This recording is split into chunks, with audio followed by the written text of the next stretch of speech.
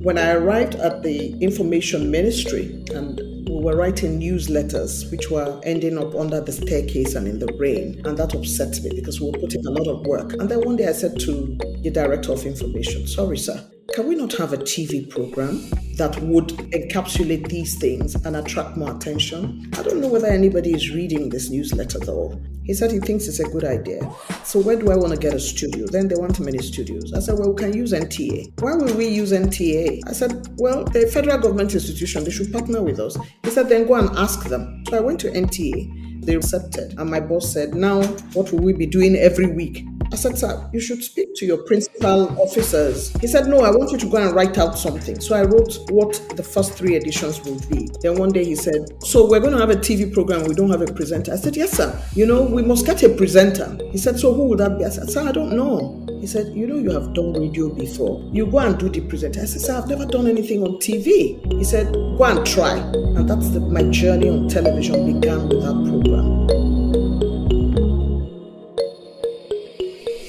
Imagine a world where we have gender equality and equity in and through the media.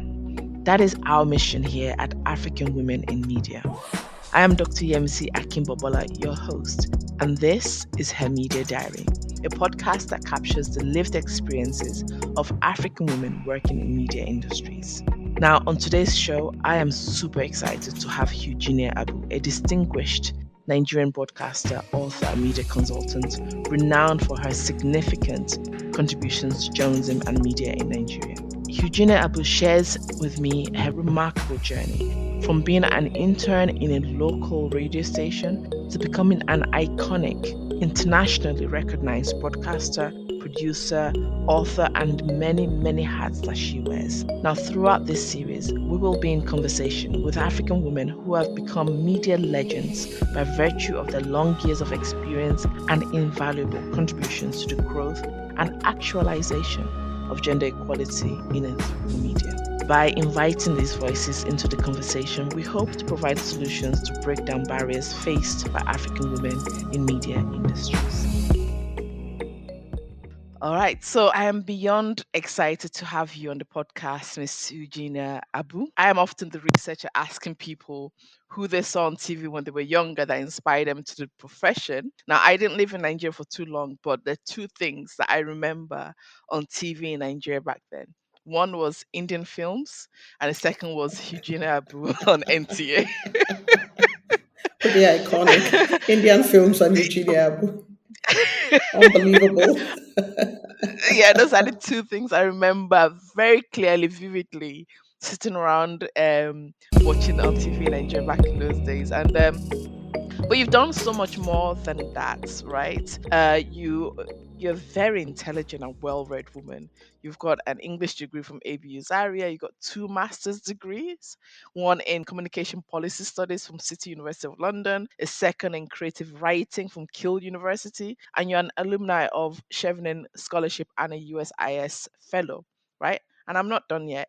In 2007, you published your book In the Blink of an Eye, which won the ANA NDDC Flora Mwape Prize for Best Female Writing. And then you later also published a collection of poetry called Don't Look at Me Like That. And again, doesn't end there. In 2018, you set up the Eugenia Abu Media Center, which is a reading and mentorship hub for young Nigerian creatives. And obviously, for your contributions in journalism, you've won a whole load of prizes, including the prestigious Nigerian Media Merit Award for Best Broadcasters.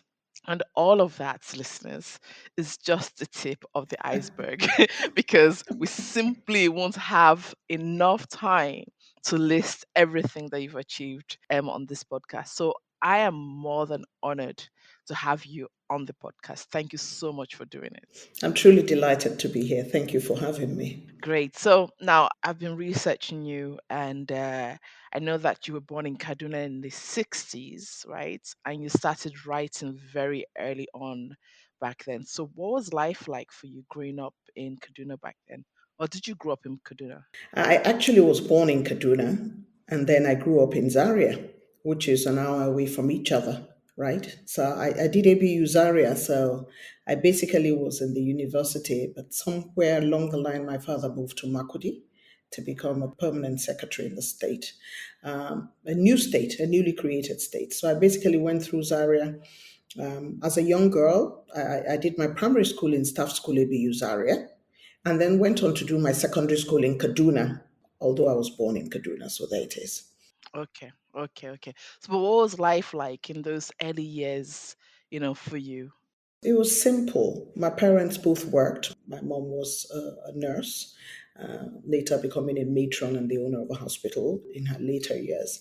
My dad was a civil servant. So it was pretty quiet, and we had quite a big family. There were 8 of us. 8 kids. Yes, we were not yet 8 when we were in Zaria, but it was a big house of fun. And I had my elder sister, who's still my favorite and closest. Her name is Eukarya. My twins are named after both of us. Right. So my twins are named Eukarya and Eugenia, after both of us by my husband, because we're so close. And there are many people who didn't even know that we were. One was older than the other. We tended to be together all the time. I cried a lot when she was going to secondary school. So I jumped into secondary school at 9, Wow. because I wouldn't let my sister go. She was 11. And then we arrived in secondary school together. After she left without me, I made such a storm that I was then sent along to join her. And so she took her seniority back in ABU Zaria when she got into a 1 year A level class, and I couldn't, for reasons that I cannot even explain. They wanted more science and I was art, so they took her. I then went to Makudi to do my 2 year A level, by which time she now went ahead of me by a year. Okay, okay. Wow, okay. So let's unpack. Tell me about this closeness with your sister. What was it like growing up in that household? Yes, in that household, we had my grandmother come from time to time. I say it now, I never could be able to say it in the past. I was easily her favorite, and my storytelling was hanging around my grandfather and my grandmother. My mom was an only child of her mother, so that meant every time she had a child, my grandmother was with us. We cooked a lot, we laughed a lot. I climbed a lot of trees. I still go back to our old house in Zaria. The tree is still there, which is exciting. I love to cook because my mom, cooked a lot, as did my grandmother. And I'm writing a cookbook. Wow. Hopefully, in a couple of years, it should make its way out there. I love to cook very much. I love to entertain. So if you were coming, I'll probably ask you to bring 2 friends so you can have something to eat in my house.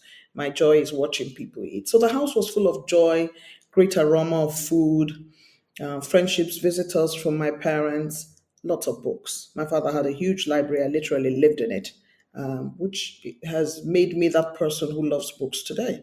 I couldn't walk past a bookshop. It's like an addiction. I stay in the bookshop. I then have to be truly pulled out of the bookshop eventually after about an hour or two, in order for me to get along. I may not afford the books, but I make notes of the books I want to buy. And my excess luggage is always books, always. So it was a fun house, great food, great adventure. There was lots of grounds in the house, so we could run around and climb trees and have picnics around it. I truly loved that house. Different people live in there now. Every once in a while, I go around it. One of these days, I'm going to turn up at the door and say, "I used to live here." There you go. This is my house. Yeah, So you had a love for books very early on. I can hear right. so many influences: your dad, your mom, your sister, your grandma. And but let's start with the books, because I also read somewhere that you started writing from the age of 7. Is that true? That is true, indeed. Yeah, tell me more. Yes, my dad would go to work, and I kind of like scribbled a lot. I was the child that stood on a stool and brought down Encyclopedia Britannica, which there was a lot of on his shelf. I encountered it quite early in my life. They were big, and when I was young, I couldn't really bring them down myself. So he would, and I was reading things above my age grade. But my dad was the sort of person who paid attention. So he would give me lots of sheets of paper because he found that this was the child that was scribbling away in his house. So I always had paper.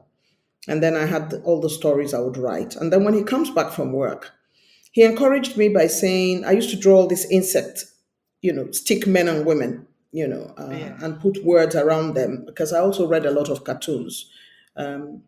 Asterix, which I loved, Charlie Brown, Snoopy. I read all of those things. So I'm kind of like that character who watched TV, read books, and loved cartoons. And so those stick men would have come from my cartoon life. And my dad would go Oh, who are these? I'm like, oh, this is Joe, and this is his friend Anne, and they're quarreling. Mm. And he's going to go, "Oh, what's the problem?" And then I'm going to write little words, I'm like, well, she took his pen and he's not happy about it.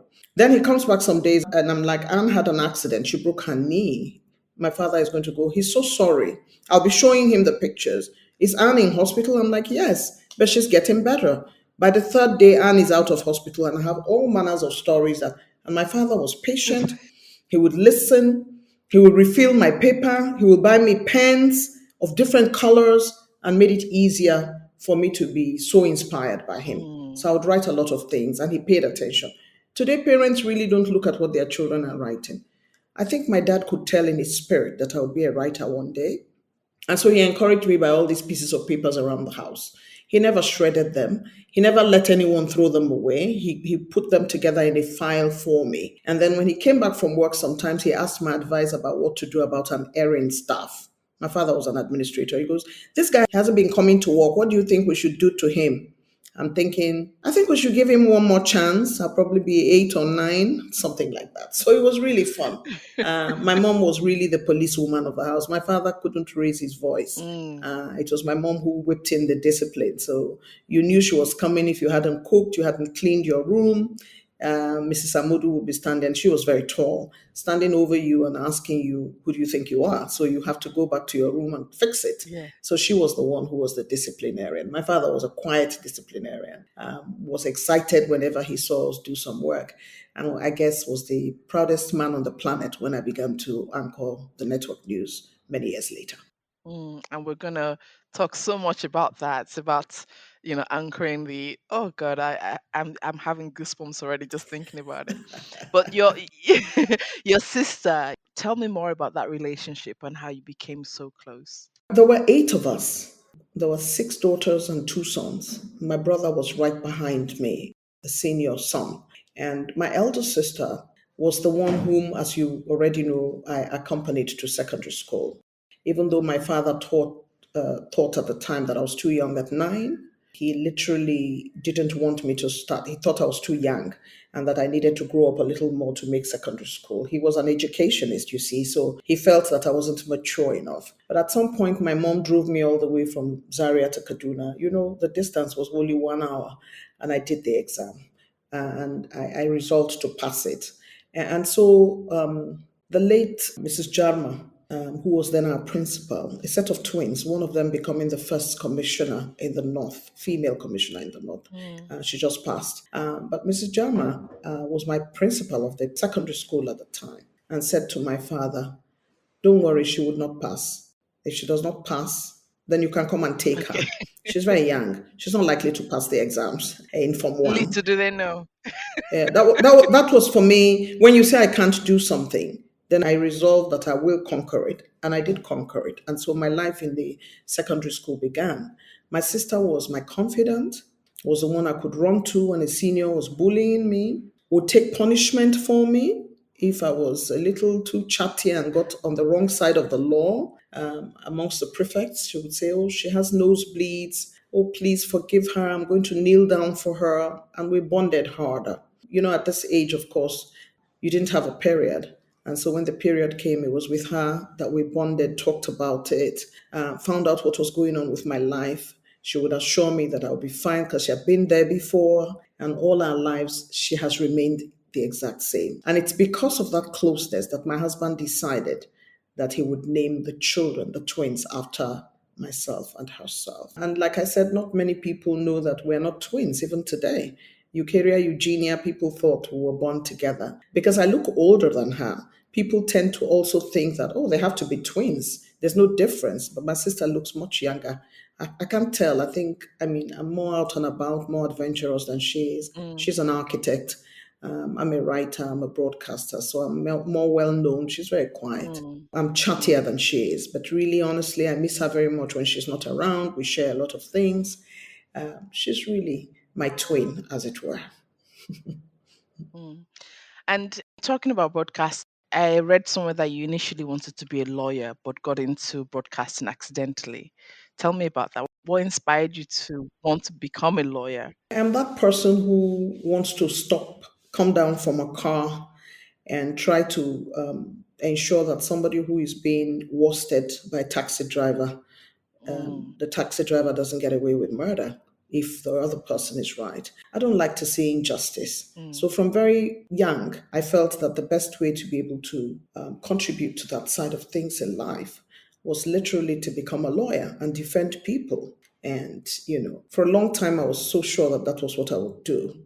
And every time Gani Fawehinmi or Femi Falana or those big names went to jail, or for something they wanted to correct, or for something that they were not happy with, or they were having issues with the law, my mom would say, look I know you, this is what you are going to be like. Then what would you do with your children? And then I go, but those people have children too. We'll just pack a bag.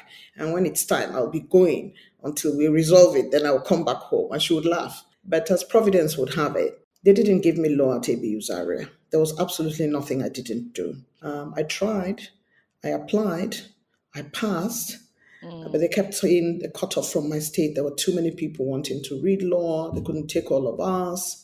And so my mom said, you're a young lady. I don't want you to be waiting forever to get this admission. Take your second best, which at the time was English. But I think that God understood that it was best for me to do that. I may never have become a broadcaster if I read law. So God must have his plans for me, I believe. And I've enjoyed the ride so far. So tell us about that journey into broadcasting and how did you start that journey? It was an interesting journey because I was sitting at home, having finished school in 1976 and then gone on to do my A-levels for 2 years. So by 78, literally, I had applied to Zaria and I had like a 3-month wait into 79 to get into school.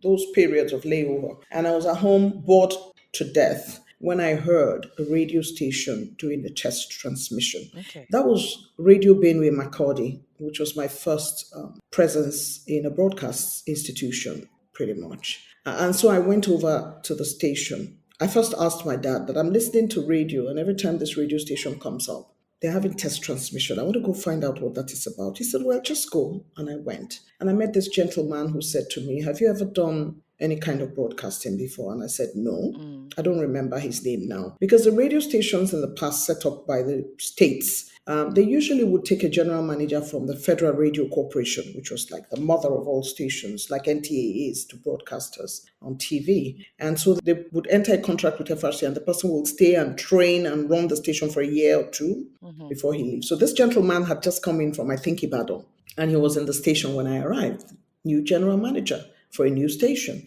And I said, I just wanted to know if I could get an opportunity to be on air. He said, have you been auditioned before? I didn't know what audition meant, which is a professional word for have you been tested? Is your voice good? Do you know what to say? Do you know how to go about this? So I said, I have no idea what audition is. He said, have you ever gone to a radio TV station and they tested you to see about it? I said, no, I've never done any. In fact, I've never been in any one of them except when I was young and I would go to radio stations and do stuff. He goes, well, I have to audition you. At the time he said it, I had great fear because I had no idea what this is. What kind of exercise is audition? And I went into the studio. He ran the tape, ran my voice, and said, well, I think you can start tomorrow. It was incredible. Wow. And so, yes. And so I went home and I said to my dad, well, I've got a job now. It's a vacation job, but I'm very excited. And then I went on to do request programs. I ran continuity. So I was waking up in my home at 4 a.m. It was my test for being a good broadcaster. They would come to fetch me at 5 so I could open the station at 6 a.m. A lot of the times, I would set the alarm which would not go off. So I would be dragging myself out of bed, trying to freshen up and running into the car. It introduced the discipline of the craft to me. You had to be there. It was live. You had to open the station at 6 a.m. Otherwise, what kind of continuity announcer are you? So I ran continuity announcing for them. And this lasted another 4 or 5 months. Then I got admission into Zaria and left. But every vacation job, I returned to Radio Benue for the whole of 3 years while I was in the university.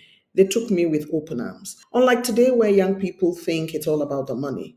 For me, it was the craft. Nobody paid me anything. And believe me, the reward was just being able to practice, to learn under bigger names or bigger broadcasters or senior broadcasters, to manage equipment, to write the words, and just to be available to do the job. So by the time I did the continuity announcing, they were now giving me programs to do. So beyond doing the continuity announcing, especially in the morning belt, I now had programs I was recording. I now had live programs I was presenting. For example, the request program where letters will be written at the time, not internet. You read the letter of someone and he will make a request of a certain type of music. It was also there that I learned NTBB, not to be broadcast. So there were certain songs that Fela had that were not very pleasant to the general public. And so we basically would have music that was not right for broadcast and would not use. So we had big, bold writings on them saying NTBB. And continuity announcer warfare assault will never play that music. You can go and find out why, but then your management had already said this was not good for airing, and you would never play it. You never cross that line. So that's the journey. Yeah. And so when I finished from the university, the radio wanted to hire me. At the time, of course, you had 3, 4, 5 people wanting to hire you. Yeah. And my father said to me, I think you should choose between the radio and proper civil service, and you might want to go and learn some new things in the civil service. So I joined the Directorate of Information in my state, and that was where NTA headhunted me from that ministry. Yeah, we're getting to the territory of NCA now, which is, going to be very exciting. But I want to take a few steps back to your time at Radio Benue and studying at the same time. If you were to reflect on that whole period, they said it was a 3-year period, right? Right. And I spent every 2 months Yeah. my long vacation with them. Yeah. And if you had to pick one thing from that period that you want to pass on as a important insight and knowledge to those listening right now, right? What would that be in terms of your experiences and your reflections of that time? Allow me to pick 2.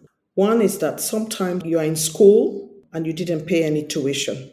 Radio Benue was a school for me. And I think it's important that those who are listening understand that you can be in a mentoring space, or you can be in a school space, a learning space professionally where you didn't pay, and you should take it seriously and not look at the money.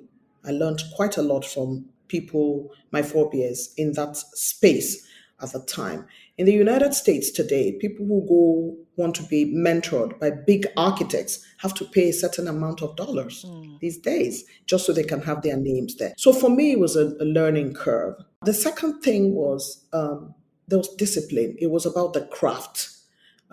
Your words, every word was important.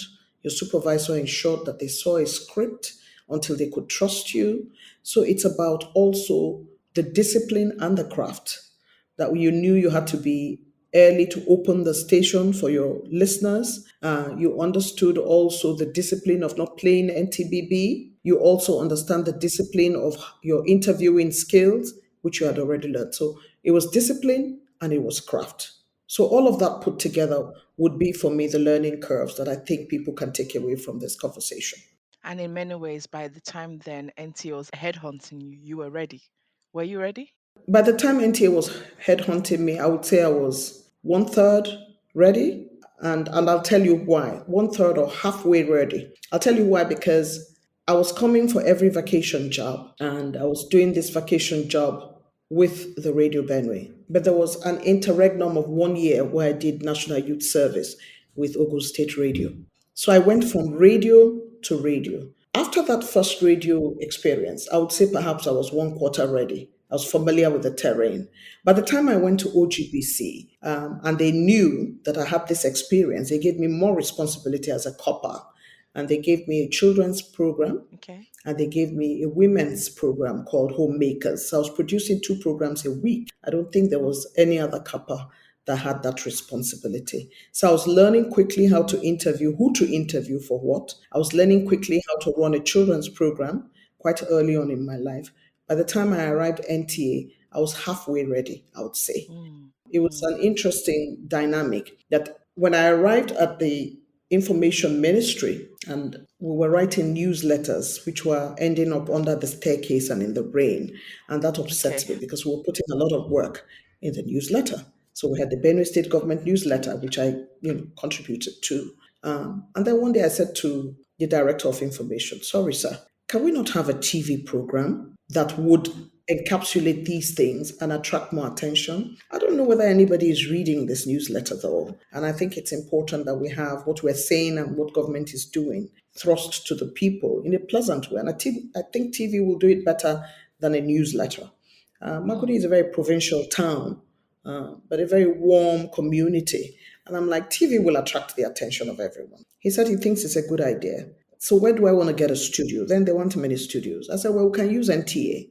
Why will we use NTA? I said, well, the federal government institution, they should partner with us. He said, then go and ask them. I was a brand new grade level 8 officer. I had senior officers. So I said, sir, why are you sending me there? He said, because I think you might be able to get their attention. So I went to NTA, booked an appointment with the GM, said my director sent me. Could we have a slot on television and could we use your equipment? We don't have any to do a TV program. And I explained what the TV program was about. He then said, okay, he should write him. They wrote and accepted. And my boss said, now what will we be doing every week? I said, sir, you should speak to your principal officers. He said, no, I want you to go and write out something. So I wrote what the first 3 editions will be. Could we talk to the Commissioner of Agric about, Makudi and Benue is an agricultural state. Could we talk to the Commissioner of Industries? Could we talk to agencies? First 6 edition done. He said, go and do the script for the first. I don't know why he was picking on me because I brought the idea. Then one day he said, so we're going to have a TV program. We don't have a presenter. I said, yes, sir. We must get a presenter. He said, so who would that be? I said, sir, I don't know. He said, you have done radio before. You go and do the presenter. I said, sir, I've never done anything on TV. He said, go and try. And that's my journey on television began with that program. First 4 editions, I had no clue. I had to learn how to look at the camera. I had to learn how to wear the right clothes all on my own. I had to look at other TV broadcasters and see what they were doing. I mean, this was 1982, for goodness sake. I had no clue. So I then found that everyone was tying a scarf for television. And I thought, okay, let me try. I didn't know how to tie a good scarf then. But that was the house style of NTA. And I thought, let me try and see. And then after 4 or 6 weeks, I said to him, everybody is asking if the governor is going to run, sir, whether he will run for a second term. He says, how is that our business? I said, well, we're a government program. We should ask the governor whether he's running or not. Then he said to somebody beside him, this girl is truly crazy. She's young and crazy. She wants to ask the governor if he's running. Well, we can't access the governor. If you can access him, you can interview him. And I got my first big interview because I then got the governor's attention. He agreed for us to interview him. And I asked him the question everybody was asking on the street. Are you running, sir? Your Excellency, would you be running for a second term? I was 22, 23. And he said to me, if my people ask me to run, Eugenia, I will run. As a result of that interview, I have an uncle-in-law who calls me Oya Ape. The governor was Mr. Aperaku of Benue State. So he calls me Oya Ape, the wife of Ape, because the interview was well received. It was statewide, and my director couldn't believe that I pulled it off. That's my first big interview, among several others. But that was the journey. It was, I think, from that program that NTA decided that this young lady has something. And the general manager whom I went to see then decided to ask me if I wanted to work for NTA. And I said, I don't know. I'm not sure that I want to do it. So there's so many lessons in there. And I really want to bring out again all you were saying about Radio Benue. You may have been quarterly ready, but it gave you a foundation. And you also had that kind of knack of going for something, seeing the story in something, and just going and hitting the ground running. I think a combination of your personality and your determination with those opportunities that you took wholeheartedly kind of made you ready, which is what I meant by were you ready, right? And so imagine that was your first interview with the governor of the state. What did that lay down for you going now into NTA? I suspect that perhaps got the attention of the general manager. And when he asked me if I wanted to join NTA, and I said no, I wasn't interested. I was quite happy where I was. Okay, you said no. I did say no. Oh, really? First time. Yes. Oh my God. I didn't get what it meant. I just said, I'm quite happy where I am. Why do I want to join NTA? And then again, Mr. Amodu to the rescue, my father. I said to him, can you believe what happened today? The general manager asked me of NTA if I wanted to join them. I don't know why he's asking me that question. And he said to me, there's a young man coming around the house now. I think I was 22. he has shown a lot of interest. You seem to be very happy. You tell me all the time that if he asks you to marry him, you would. If you marry him and you work with the government information service, if he decides that he wants to work in Yobe, you can't join him. A federal institution is such that you can move from place to place, and NTA has stations everywhere. You might want to take that opportunity. And once my dad said so, I took it and joined NTA as an editor. So I was on the desk Okay. writing. If all the stories came from outside, we edited them. I wasn't a reporter, but I liked words. So I liked to be able to play with words, readjust the paragraphs. So I was an editor, a news editor on the desk. So when stories came back, we corrected them, we recalibrated them, we asked the right questions. So I was on the desk. And one day, I can't remember the exact circumstance, one newscaster didn't come to work. I didn't join NTA as a newscaster. And this general manager then ordered that I go and read the news. I panicked at first, like, Wow. me? No. Just to clarify, this is NTA where? Which of the NTA stations? Makodi. Makodi. Okay. Makodi, Okay. where the Okay. radio station I learned from was. And I was like, oh, no, no, no, no. To read the news, he says, I don't know what you're talking about. I'm not asking you. It's a directive. You can speak well. When you came to ask me if you will do a program for government, you presented it at the time. What stops you from reading the news? I'm like, because I've never done it before, sir. There's always a first time. Wow. And that was the story of how I began to read the news. So the following week, I said to him, Sir, I see myself on the roster. I'm an editor. So no, I'm not a newscaster. I just did it to rescue the station. He said, well, you're a newscaster in addition now. And that's And it. that's it. And that, wow. I mean, again, showing examples of where doing things like if you had not done the ministry work where you presented that program, would this manager have actually seen the opportunity or the potential in you for this program, right? You said no, but you did it. And that's the key thing. You did it anyway. Yeah, I did it. I had to find the courage from somewhere. And Mm, having done radio for a while, again, the craft is more with radio if you're a broadcaster. Nobody can see you. It's the inflection of your voice, your tone, and the general ambience of how you present the program that makes a radio program exciting. You have to color the words for people to believe. When Nelson Mandela was released, I was listening to the radio.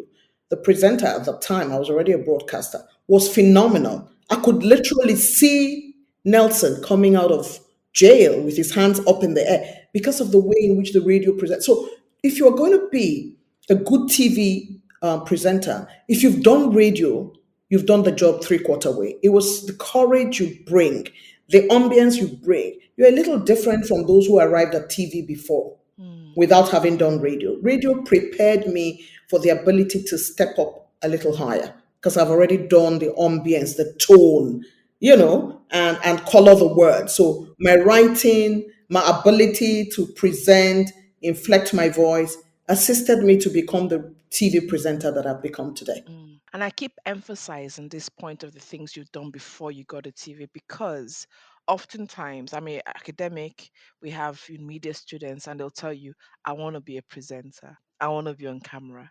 But actually, what you're telling us is that there's so much more that happens before you get that point that you need to So have much more. before you get to that. Absolutely. It's a training ground, all the opportunities you get behind the scene. I was writing for the Guardian newspapers at this time. So, writing contributes to your being a good producer, a better presenter, ability to immediately see the errors. Today, because I've sat on the desk as an editor for many years, both local and on the network service, I sat on the desk as well because it was a requirement to sit on the desk on the network service and edit stories that came along as a newscaster. Mm, Whether you were reading it on that day or not, it trained you to be able to pick up the errors when you were rehearsing your script. yeah. Because here you are, you've seen some of the script's information, you've corrected them. Therefore, if there was one that didn't go through the mill, you would recognize to call the producer's attention. All of this is part of the training ground. Yep. Mm. So how did you go from NTA Makodi to NTA to being a national recognized anchor? That's a really important question at this juncture. My husband then moved to Lagos. Okay. What your dad said would happen.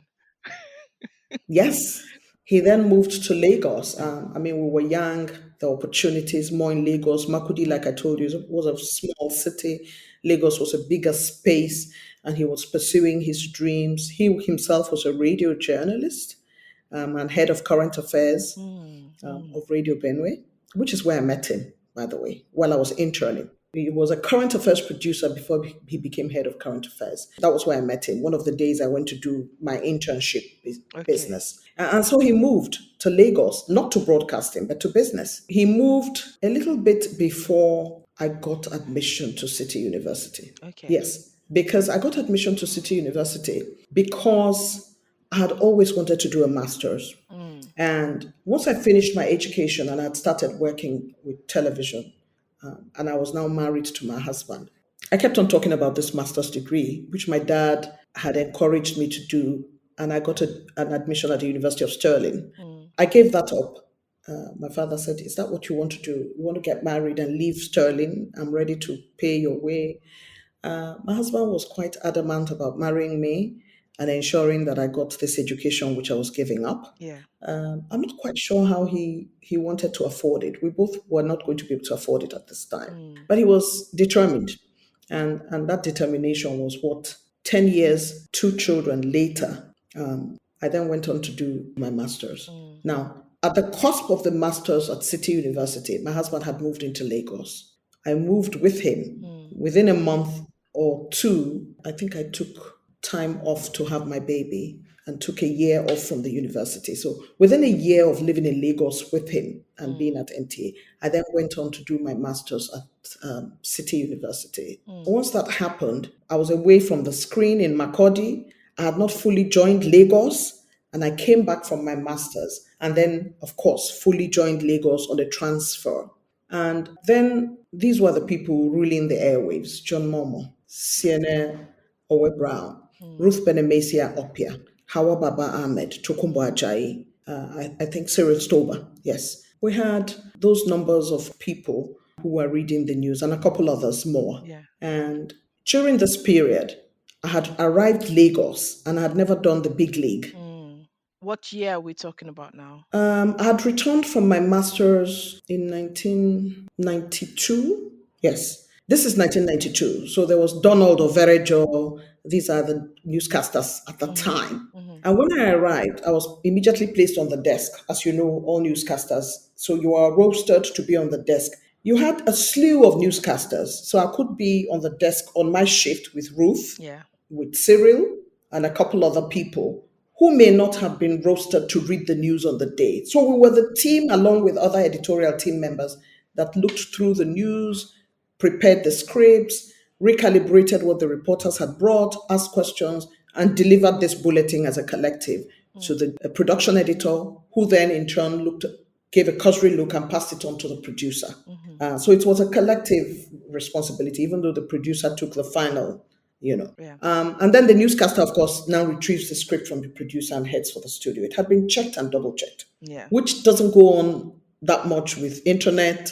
There are no gatekeepers, but this was the gatekeeping process. So nothing fell off the plate. And so I arrived there and I wasn't reading the news for like 3-4 months. And this is because to be in the big league required quite a number of things. One of them being that you watched those who were doing it before. It's a 2-person bulletin. In Makurdi, it was 1 person. Today, NTA Network News is 1 person. It used to be 2 persons. Right. So it was Cyril and I, Donald and I, John and I. Usually it was male and female, if you remember. And so I was watched while I did my editorial work. I'm very good at editing. Even now, I see the mistakes first if you give me a script. So that prepared me for what I've become today, a really good editor. And so after 3 or 4 months, the late Miss Goldoru was, I think, at the time, Assistant Director News or Deputy Director News with responsibility for deploying newscasters. And so she didn't pay me any heed. I didn't feel any pressure. I didn't put anyone under any pressure. An adopted uncle who was in admin then said, "Well, did you ever know that Eugenia was a good newscaster in her state? You should put her on the bulletin." I don't think anybody paid attention at first. Then one day they decided to try me on 7 p.m. because you really begin to prepare yourself for the big league by reading the smaller bulletins. The 4 o'clock news, the 7 p.m. news. Before you finally get onto the 9 p.m. news, you have proven your mettle in makeup, in headscarf tying, which is the house style, in dressing properly, decently, which was the house style as well. So you were watched on these smaller bulletins, and one day I was suddenly put on for the 9 o'clock news. My husband, who is my confidant, wasn't around. I didn't know who to tell. I'm about to read this big thing. It was my heart was throbbing. And then I finally read it. And that is again was the journey to network news. Wow. And what did all of that teach you in that journey to network news? It taught me that there's a process. And today that process is vacated by a lot of young people. They want to read it now. They've not been prepared. They've not watched anybody do it before. They've not been mentored. You need a lot of patience to make the big league. And you have to be prepared. Yeah. And when you think about that first time on air, on network news, just take us through your mind throughout the whole process, throughout the time you're on air. What was going through your mind? At first, I didn't think much about it, especially because I had done this over and over in Makodi for several years. However, I was conscious of the fact that I was not now being watched by a small group of people, that I was being watched by an entire nation.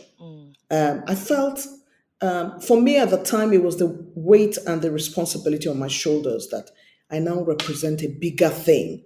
I now represented the entire nation. I now have responsibility to pronouncing people's names properly, no matter where they came from.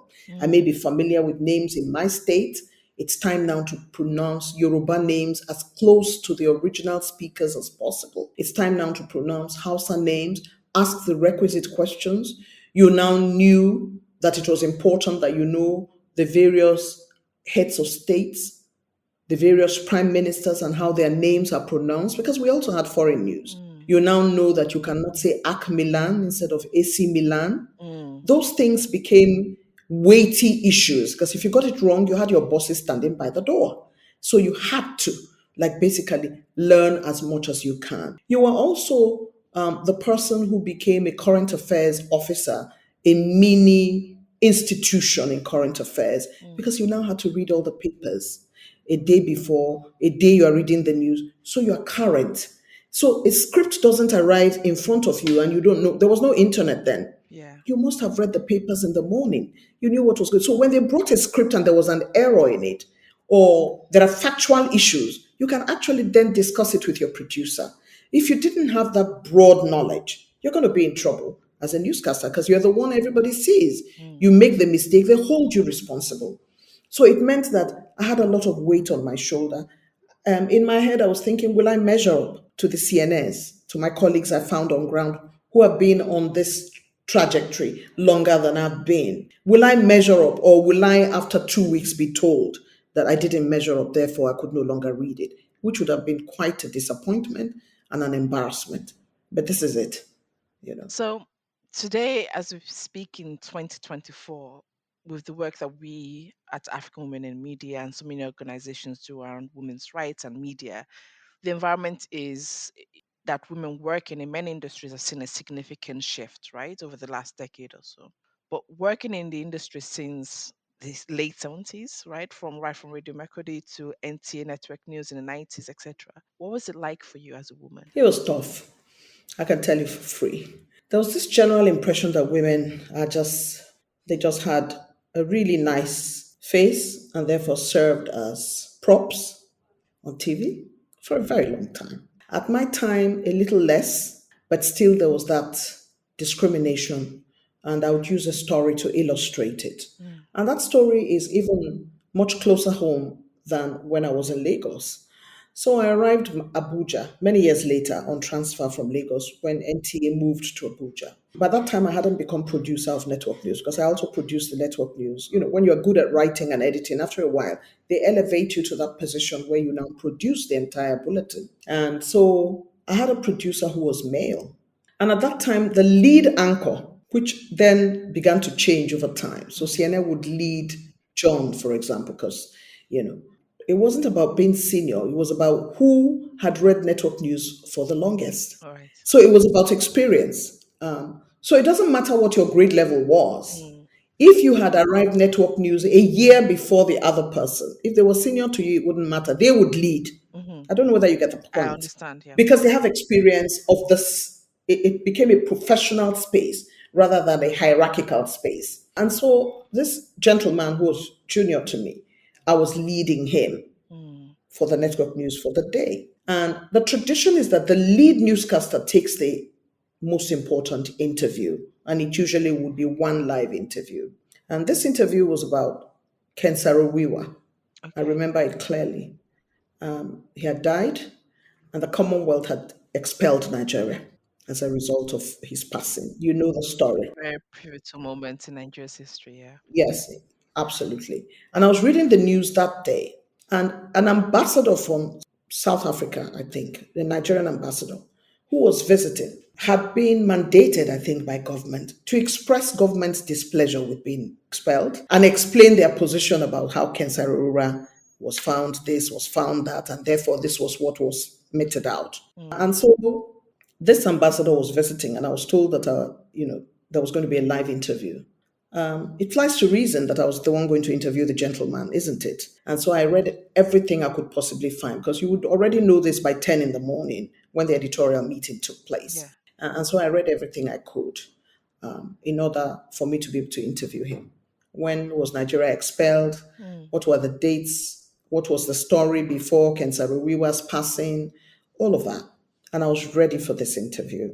I spent the whole day poring over different papers, different Mm. international magazines, and I was ready. And then I showed up and found that in the scripting and numbering, my male colleague had been given the interview. And he was my junior, Mm. not only my junior hierarchically, but he was my junior professionally. He had only joined network service like years after I had joined. Mm. And so I went to do the newscasting. I led the news and I left him to the interview. I said to the producer, "Is this fellow going to do the interview?" Knowing what the tradition is, he said to me, "Yes." One, he was my senior, Mm-hmm. and I just ignored it. In order not to sour my mood, I went on and delivered the bulletin at the top level, that a premium that I usually would Yeah. try to do. And I allowed my colleague to do the interview. And the interview was a downright mess. And you can guess why. He's younger, he's greener, and therefore he couldn't handle this interview. But that was who my producer had picked. So Mm. I allowed them stew in that.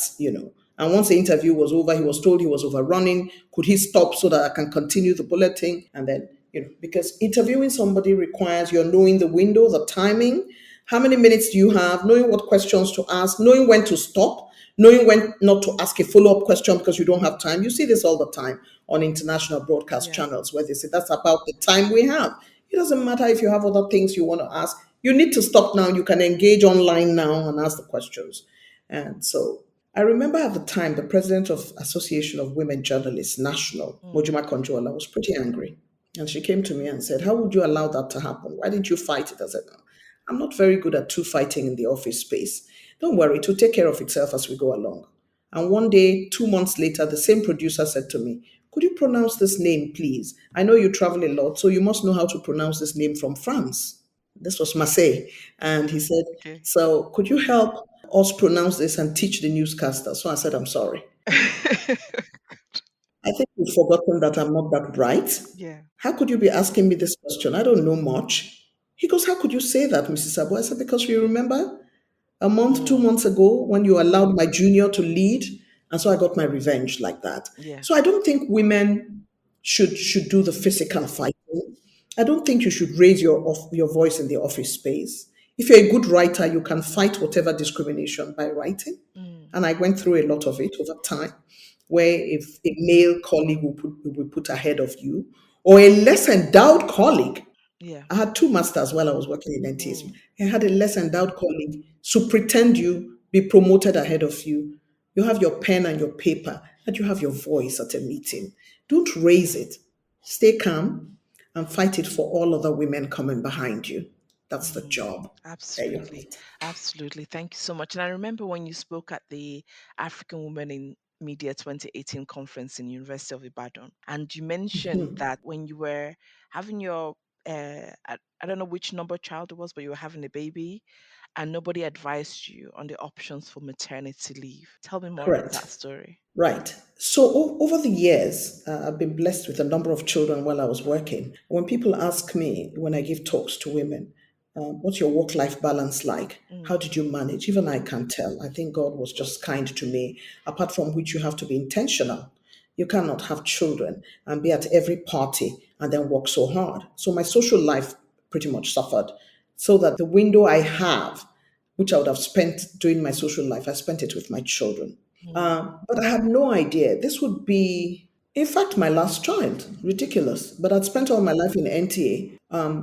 Coming back to work after having a baby at the end of my 3 months maternity leave, I was still closing with everybody else at the same time. Mm. And nobody, not a soul, said to me, because you're a nursing mother, you should be closing. Because they give nursing mothers up to 6 months a year to breastfeed.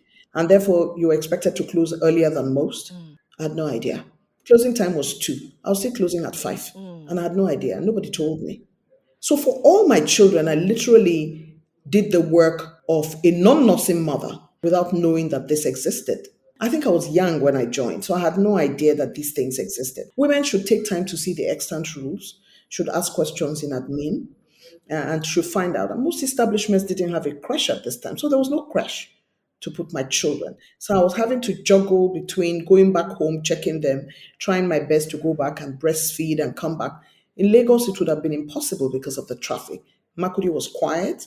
You could go home and come back. In Lagos, it was tougher. Um, you know. Mm. So yeah, I had one child in Lagos, and I know what it took. But my house was not far from where NTA was. Mm. Mm. I mean, you have 6 children, and I've got only 3. Well, I said only 3, but I know what it means. I know what it means day to day having 3. Yeah. Very hard work. Yeah. Yeah. Very hard work.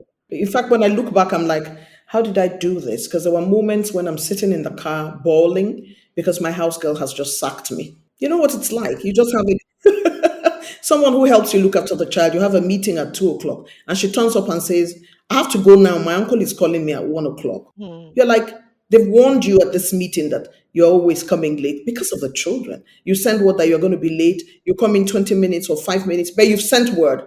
And then on this day, after all of this, you don't even want to not turn up. And Yeah. your house girl sacks you. So I make friends with my neighbors. I'm friendly with my cousins and my sisters who live in the same town. And in a snap, I can drop the children off Mm. at any of these homes. It was good then, not anymore. There were house girls you could trust even then, but then Yeah. they sacked you still. So you have to prepare your mind that this can happen when you have babies. Mm. You have a meeting, the baby is bawling, the maid has sacked you. It's crazy. But we conquered it. We're here. And when I was preparing for this interview, I often read several interviews that you've given, and I noticed that a few of them asked pretty much the same question about how you maintain your beauty. Now, that's not a question I'm going to be asking. What I noticed was that on those occasions, and there were a few of those interviews where they asked exactly the same question, what I noticed is that you also gave exactly the same answer. You said, I don't know if I am that beautiful to be able to answer the question. Now, my question is not about that. My question is that because it dawned on me as I was reading that, I was thinking, why is she answering that question over and over again with the same answer? But it dawned on me actually, you've been somebody in the public eye, you've been in the media for so long. And I suppose you're very much used to certain things that maybe what's the most political word to use rattles you up in interviews, right? Things that is quite offensive, like that kind of question, right? And being thrust into this kind of very public eye. So over the years, I imagine you've built a lot of resilience, right? You've built a lot of approaches of tackling, like you said, these kind of gendered experiences. So, what has it been like for you being so recognizable and have that level of media attention and having to be in such environments where, you know, they ask those kind of questions? How have you built that resilience? I've had a reporter, an interviewer who had asked me before what it was like to be pursued when I was younger and whether broadcasters were more given to going out with soldiers. Wow. That was an incredible question. Wow. Yes, yes. And I said to I'm him, trying to wrap well, I my wouldn't brain around know. that one. Yeah. I said to him, well, I wouldn't know. I was never pursued by a soldier, so I can't answer that question. That's number one. Number two, I don't know what you mean by pursued. I had a life. I got married fairly young. Television broadcasters get attention a lot. You just understand that this is where you are at this time, and you deflect it the best you can. It took him a long time to get the interview because I don't like interviews. I hardly give them, Yeah.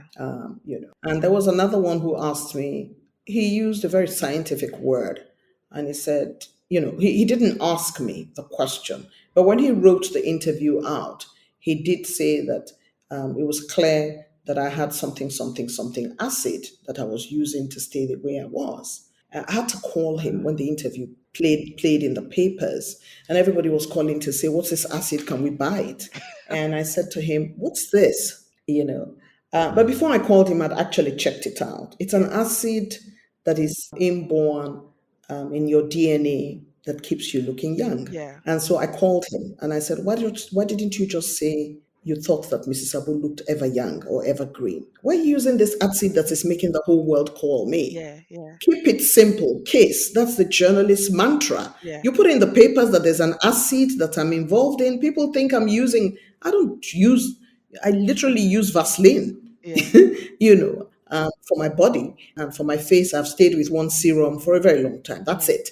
I don't use anything to alter my skin complexion. I try to stay with the same kind of makeup and keep it simple. And so, yes, I get all these incredible questions. Some questions that are private about my family. I try not to talk about my family as well. Mm. If you see a lot of my interviews, they ask me about my husband. He's my friend. He Yeah. married me when we were very young, and all of those things. But I think the best advice for anybody who is so public is to keep away from the public as much as possible, except it's absolutely necessary. Mm. These days, people try to interview me at various functions I attend, and I'm like, can you find someone else? I've been on Mm. TV for so Mm. long. You want me to talk to you about the bride and groom?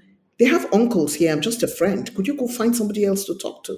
They don't get it. But overexposure, if you're a public person, is not good for you because that is where people begin to create stories about Mm. you. Mm. So I try not to be overexposed. So I'm not talking about myself a lot. I try to avoid interviews that are not going to improve somebody else. And I give interviews when I have a project, a book coming up. I'll give an interview. If I have a new project, I'll be quite happy to give you so Mm. that I can have the opportunity. But if we're just in fallow ground or in idle, what do I want to talk about that people Mm. don't already know? So, yeah, you have to build the resilience. You have to be tactful about your answers. You have to be sure that this journalist is not trying to throw you in the deep end. You have to understand what the question means at different levels. He might be asking one question, he really means another question, or she really means another question. I learned it over the years, so I manage it quite well. Yeah, and that's the thing about the politics of visibility for women, especially African women, isn't it? Is that on the one hand, we want to be visible to be representative, right? So if you remember at the beginning of this interview, I said actually you and Indian films were the things I remember from Nigerian TV when growing up, right? But that's important. Being visible and being able to see somebody like you is so important. And I find myself also saying yes to a lot of speaking engagements for that very reason. Because I know that in that panel or in that table, I'll probably be either the only woman or the only woman speaking for women, right? So, but you juggle that with the kind of experiences that you're sharing. And then you have the reactions are is either, to just not be visible or to force yourself to be visible, right? So for me, each time I have these speaking engagements and I have to do stuff publicly, I overthink everything. I overthink everything. And it is quite tasking to always have to be so conscious about how you're presenting yourself and those things because of this kind of framing of women and who you expect it to be. So there's that juggling, that politics, isn't it? Of yes, being visible to be representative, but then I guess the onus is not on the women, perhaps it's on the people whose platforms are representing these women and their approaches. What do you think? Yes, I agree with you totally. I do quite a lot of sitting on panels, delivering keynotes, moderating panels to be representative. I would give an interview if the issue is such that it is critical that my voice is heard. I teach branding for women and Mm. media management for women, especially because the National Democratic Institute had hired me as a consultant at some point during the 2019 elections and asked me to speak to women who were running in local government elections Mm. so that they manage their media better. And one of the things I say all the time is that a man knows how to use those platforms more than women do. I'm constantly in the presence of presidents. I Mm. don't have many pictures with them. because I just think it's an intrusion of the president's space and privacy to constantly be bumping into him. And also, it erodes your integrity if you're all over the place. So I carry myself pretty well in those spaces. If there are opportunities for photographs, group photographs, I'm not going to try and snuck to a president with security all over the place just so I can get a photograph. But there are men who do, and it wouldn't matter to them whether they lose their integrity or not. They still will do. So a woman needs to understand if she's running for politics that she needs to be representative. She needs to have a voice. She needs to talk about herself and not leave it to somebody else talking about her. She needs to put herself out there. And a lot of women don't get it, even in the general space. Every time I try to explain to women that you need to put yourself out there, the statistics shows that in terms of feedback, in terms of vox pop, there is a high percentage of men against the number of women who are on TV. It's a very low percentage of women speaking about anything at all. All right. It's not enough that within the newsroom, our percentages are lower. In terms of even being representative, our percentages are lower because this is what happens. You tell a woman that she should give an interview or you're doing a vox pop. I had difficulty when I was executive director of programs. They come back with all men on a matter that concerns women. And I said to my reporter, who is usually would be a man or even a woman, did the women on the street die? Why didn't you talk to any woman? Oh, we tried. They didn't want to. So a lot of women holding even positions of authority kind of shift away. And I would recommend when I'm teaching women, go and read Sheryl Sandberg, CEO of Facebook's Lean In. Women tend to lean out. So you say, yeah, we say, would you like to speak with the media on behalf of the establishment? You go, what about Mr. Lagbaja? Please, I'm running for an appointment because they don't want to do it. And the reason why they don't want to do it a lot of the times is one, they don't have the confidence to do it. Number two, they can't put the content together in their heads about what am I going to talk about. Number three, they don't want to make a fool of themselves. So what a woman must do when you are running is be ready all the time. Leverage on the various media that is available. And a lot of them at that workshop where I trained them for National Democratic Institute, they felt that media costs a lot of money. I said, in the age of internet, it's less expensive. You just need to have a social media handler. You have to determine, I want to be on traditional media. Put yourself out there to be the person who is the public analyst. Don't make it only men who are there all the time. Public analyst on democracy, 3 men. Public analyst on gas, cooking. Why is the head of the gas cylinder not sitting down? All men. And you ask yourself, the moderator is a man, all 3 of them are, where's the woman in all of this? It would seem like a woman does not exist. She does not have a perspective. You're talking about rape. Nobody understands it better than women. And all you have on the panel are those who are conceived to be the perpetrators. Their gender is the one involved in this business. Why don't you get a woman's perspective and get to listen to them? So I think it's important that we groom our women to understand, both media women, that when you go out there, you must seek out a woman. I watch the BBC all the time. And the BBC World Service, which I've come to understand is under the Ministry of Foreign Affairs while I was doing my master's in England. The BBC itself is under the Ministry of Information and Media and all of that. But BBC World Service is under the Ministry of Foreign Affairs, and deliberately so. And so what they're projecting is really more about Britain and Britain's interest. And in doing so, every time there's a tsunami somewhere in Asia, they're going to look for British people to speak with. And so women must be ready, must always constantly seek out a radio person, a TV person to say, listen, I'm available if you want to talk about agriculture. This is what I studied. Find a woman in there. Say, can you invite me to some of your shows? It doesn't make you small. It just makes you more powerful. Absolutely. Thank you so much, Miss Eugenia Abu, for doing this interview. I always end with the question, what next? But I'm almost scared to ask you that question because you've done so, so, so much. But what next for you?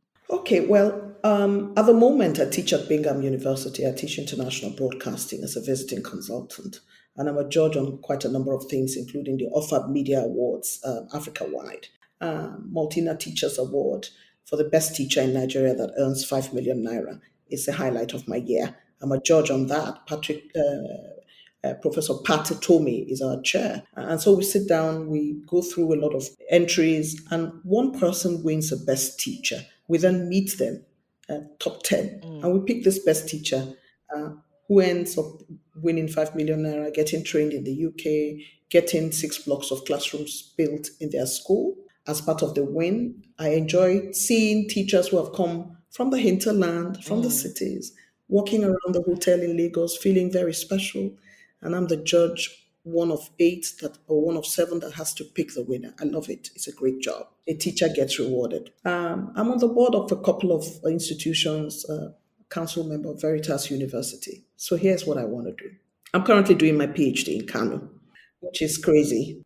My husband says, if you paid me, I won't go back to school. But I love going to school. And I'm sure you know why. I sat in the library since I was 9. And so books are my friends. I love to be able to get a challenge. So I'm in school doing the PhD. I'm not away in England or anywhere else doing it because I believe that at this age now it's time to hang around the family and the grandchildren rather than running off somewhere where you'll be away for so long. So I might have snatches if I'm lucky of being a visiting scholar somewhere so I can run away from my busy and just focus on that. But I'm currently writing 2 books to add to the 2 already in the market. One of it is on persons I've met across the world, from cobblers to presidents. Yeah, it's an interesting book. The second one is Be Better. How do we make the world a better place? How can you be a better person? It's pretty inspirational. And I'm writing a cookbook, of course. But guess what? I want to have a podcast. And I can't wait to learn from you. I can't wait to listen to it. I can't wait to learn the process of having a podcast. I've listened in, gone and tested the waters, but I want to be able to do this podcast that would be so many levels of excitement. So for me, those are the things. I still train. We have the executive masterclass on public speaking in Abuja. Lagos is calling us. Cyril is on my faculty. Dr. King Oke, who is a leadership coach, is on it. We teach using technology for public speaking, how to be a good moderator, keynote speaker, how to be a panelist, and just how to be able to speak better and own the room. We teach that. I teach customer service because it drives me insane when somebody's chewing gum and not paying attention to you at a reception in a hotel, or when a waiter doesn't know what food is available in his restaurant. Those things drive me insane. So I teach customer service. I teach protocol because I've seen a lot of protocol mishaps as an anchor to events and inaugurations that have involved 3 to 6 presidents of the country. I want to be able to interview more people. I get great joy in interviewing people. I've done Yoweri Museveni, President Sirleaf Johnson over the years, Obasanjo severally. I've enjoyed those, but I want to also be able to interview older persons. What do they bring to the table? And younger persons. My daughters are singers, songwriters, performers. I've told them I'm going to interview them amongst the first sets of people. They're looking at me thinking, Mom, what are you doing? I'm like, I'm going to interview you. That's what's going down. So, so I have a lot on my plate. I'm looking forward to tomorrow. That will be symbolic for the next couple of years. I'm very excited that I'm still healthy at 62 in October. I'm very excited that God has been kind to me and I can do quite a lot of things. I've become a first-time grandmother about 7 months ago, and He's the joy of my life. It's amazing how your life changes when you have another generation come up. And I'm very grateful for my children who have been very good, very kind, very well behaved, and they still look out for me. And I still think they're 2 years old. It's crazy, but we keep going and we enjoy each other's company. So I love that. Thank you so much. What an inspiration. And I was scared of asking the question, and I'm even scared of the answer because you're still going on and you're still doing so many amazing things, having the impact that you've had on all of us over this past how many years. And thank you so much. I think what I've learned from your story is not being afraid in taking that journey to be prepared so that when you get there, when the opportunity arises, you're able to hit the ground running, but also always learning and not stopping to learn. Thank you so much. One sentence, Dr. Yamsi. I think it's important that women should look after themselves and love themselves. I have a massage every 6 weeks. It's not cheap. I have somebody come in sometimes, but I go to the spa and spoil myself every 6 to 8 weeks. When I fly, I have a massage before I fly long haul because it's so important to be centered. And we have so much, we juggle so much. We need to have our head and our peace. I go window shopping. That's therapeutic. I love to travel. And so massages are just important. Every woman should get one every 8 weeks. Save for it. There you go. There you go. From Miss Eugenia Abu. Everyone should have a massage every 6 weeks. Thank you so much for doing this interview. It's been an absolute pleasure. It's been a great pleasure. Thank you for having me. Stay well. Hearing Eugenia Abu share her invaluable insights into the world of broadcasting really gave me goosebumps. She emphasized the importance of mentorship, discipline, and continuous learning. Notice how she talked about the skills that she gained as an intern, building up those skills and being ready for the moment the opportunity to excel arrived. Her advice to aspiring broadcasters is clear.